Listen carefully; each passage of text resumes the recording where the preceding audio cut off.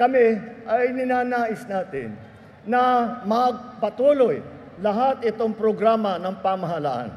At kailangan po natin, kaya po natin nagawa ito, kaya po natin nasimulan, ay dahil po, tayo po ay tinutulungan ng ating mga congressman at lalong-lalo na ang ating mga senador.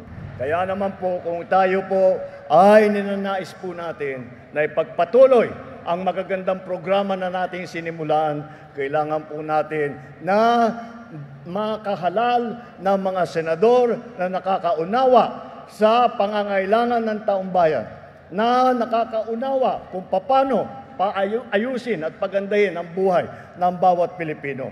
Kaya po, kaya tayo nagpapasalamat sa inyo lahat na kayo'y nakarating ngayong gabi. Dahil po, narinig ko po si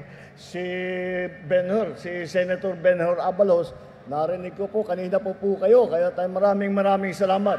At kayo'y naiwan dito upang...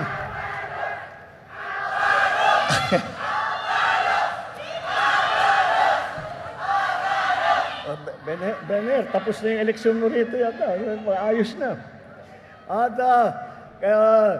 kaya naman po, ako'y nagpapasalamat na nandito po kayo na para naming maiharap sa inyo ang ating mga magigiting at mahuhusay na kandidato ng alyansa para sa Senado sa darating na Lunes.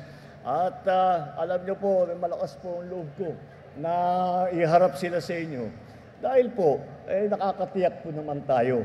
Kung tayo ay naghahanap ng mga kasama, tayo ay naghahanap ng ating mga tutulong para sa ating mga programa, ay hinanap po natin yung mga pinakamagagaling. At kung titignan man na po ninyo, kung iisa-isahan po ninyo, mga sikat na po yan.